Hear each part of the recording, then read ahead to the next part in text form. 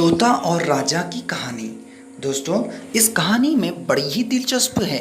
जी हाँ दोस्तों अगर इस कहानी को पूरा सुनना चाहते हो तो चैनल को सब्सक्राइब करिए, बेल आइकन को हिट करिए, वीडियो को ज़रूर लाइक करिए, शेयर करिए। चलिए दोस्तों, एक इलाके में एक राजा रहता था जिसके 3 बेटे थे। राजा को बड़ा ही कन्फ्यूज़न था कि जो है कि तीनों बेटे में से किसे अपनी कुर्सी पर बिठाया जाए। लेकिन उसने जो है कि फिर कुछ ऐलान कर दिया कि तीनों बेटों को जो कि एक जगह जमा किया। तीनों बेटों से जो कि सवाल किया कि अगर कोई मुजरिम आपके सामने लाया जाए तो आप उसे क्या सज़ा दोगे। तो सबसे पहले बड़ा बेटे ने कहा कि मैं उसे मौत की सज़ा दूंगा, उसे मौत की सज़ा ही देना चाहिए। दूसरे बेटे ने कहा कि उसे काल कोठरी में डाल देना चाहिए। फिर तीसरे बेटे से पूछा तो तीसरे बेटे ने कहा कि पहले जांच कर लेनी चाहिए कि क्या वाकई में उस आदमी ने कुछ जुर्म किया है या नहीं किया है। इसकी सबसे पहले जांच कर लेनी चाहिए, तभी सज़ा होनी चाहिए। तो ये सुनकर राजा बहुत ही आश्चर्य हो गया और कहा कि यही बेटा है जो मेरी जो है कि गद्दी संभाल सकता है।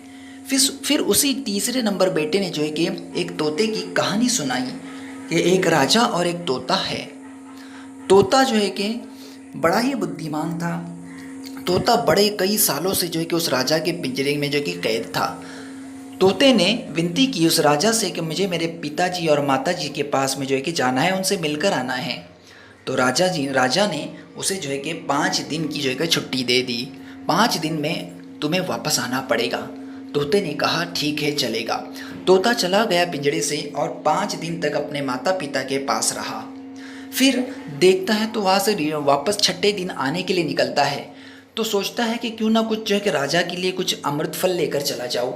तो वो पहाड़ी की तरफ चला जाता है और अमृत फल ले लेता है और वहाँ से निकलना ही चाहता है कि शाम हो जाती है, सूरज ढल जाता है, अंधेरा हो जाता है। तो फिर वहीं पे वो रुक जाता है। उसी समय जो है कि एक सांप आता है।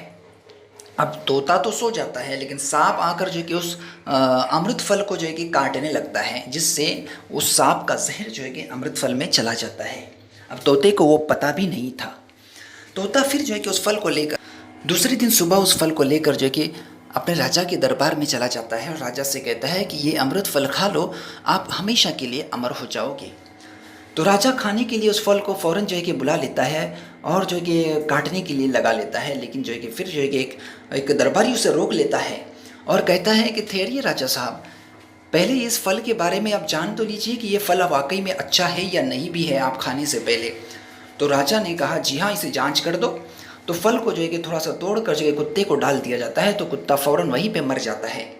तो राजा फ़ौरन से तलवार निकालता है और उस तोते की गर्दन उड़ा देता है।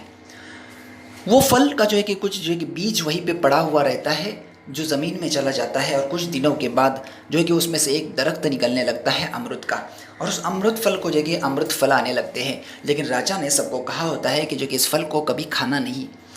उसी वक्त जो कि एक साहिल आता है और उस दरख्त के नीचे बैठ जाता है और वो जो कि गिरा हुआ फल उसमें से खा लेता है।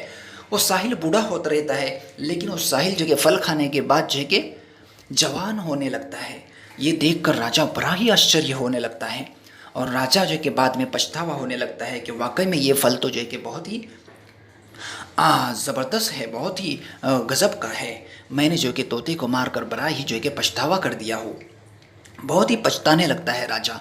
इसीलिए जो इस कहानी से जो कि हमें यही उद्देश्य मिलता है कि सबसे पहले जो कि कोई भी किसी भी जो कि सज़ा देने से पहले उसकी जांच कर लेनी चाहिए कि वाकई में वो मुजरिम है या नहीं है, सही है या नहीं है। उसके बाद ही जो है कि उसको सज़ा देनी चाहिए। दोस्तों, वीडियो पसंद आए तो ज़रूर लाइक करें, चैनल को सब्सक्राइब